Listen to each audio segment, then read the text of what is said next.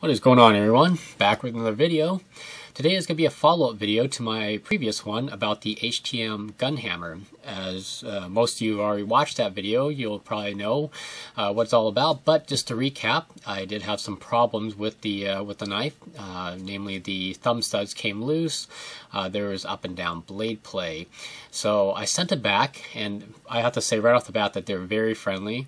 They're very quick to respond, and they actually communicate very, very well. As soon as I sent the email, the very next day I got an email back saying, hey, send it back to this address. They're apologizing, you know, the usual customer service bit.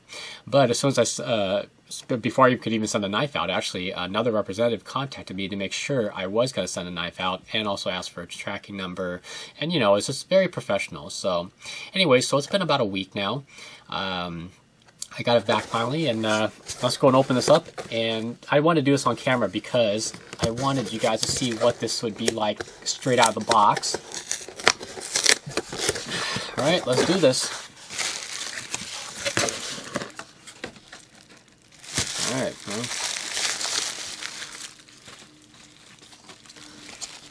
Well. Okay, so here's the knife here.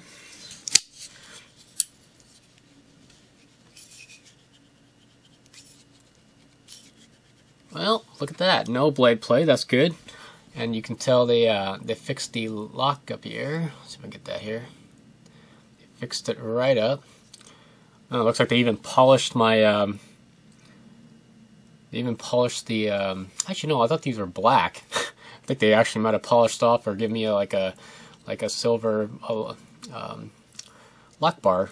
Oh, interesting. Still feels the same. Let's check out the thumb studs here.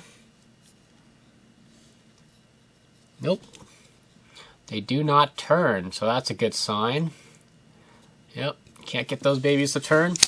So what I'm going to do is I'm going to use this knife. I'm going to carry it a little bit and see what happens, and I'll report back to you maybe about a week or two. Alright everyone, it is March 3rd, and it is time to update my results from testing out the HTM Gunhammer. As you may well know, I had some problems with it on my previous review video. I did send it back. They were very fast and courteous and professional. Hats off to the customer service for HTM there.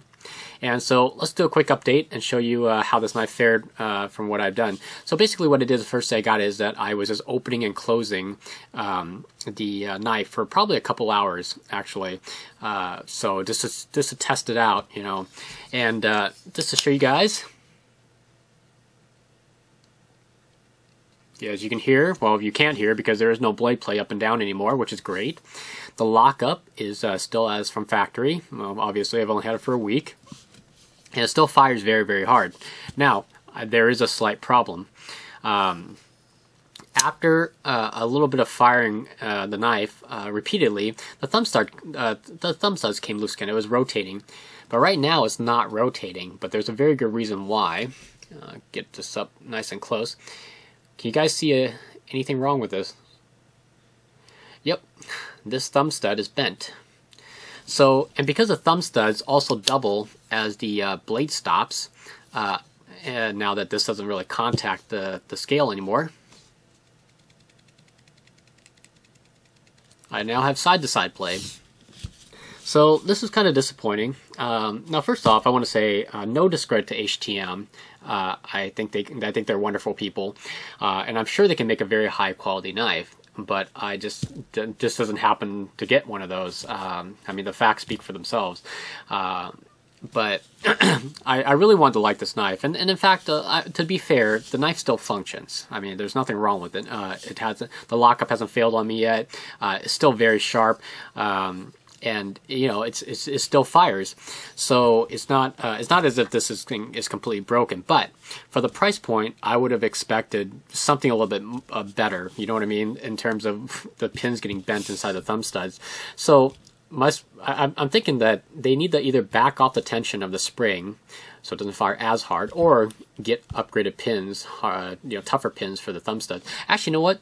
The better idea would be actually just either get rid of the thumb studs or move them up a little bit and just put a stop pin in there. That will get rid of this this, you know, whatever thumb studs getting bent business right here. I know it's going to be an extra part, and you know, it may raise the price a little bit, but you know what? I'd prefer to have that than to have this happen. You know, and now because of the bent thumb studs, I now have side to side play. So, so again, HTM, if you're actually watching this, you know, I am a bit disappointed. But again, no discredit to you guys. I'm sure you guys can make a great knife. I just don't happen to get that knife. This, you know, I'm going to chalk it up as a lemon. So. But it still fires hard. I mean, that's the reason I like this SAO. I mean, if you can hear that, it fires extremely hard. This thing will trump any automatic knife that I've ever handled. It fires that hard. It's great. But I'm still wrestling with the idea of maybe sending it back, maybe not. I mean, I really don't want to spend any more postage to send this back repeatedly, you know, because what happens if it happens again, you know. But if I do send it back, guys, I will go and make an update. I'm going to go and request a manual version instead. I mean, this SAO, which is a great system, but it just can't keep happening, you know. So if I do that, I'll post a video, make an update, and I'll let you guys know. So anyways, questions, comments, leave it below. And aside from that, thank you for watching. Take care, and I'll catch you guys on the next video.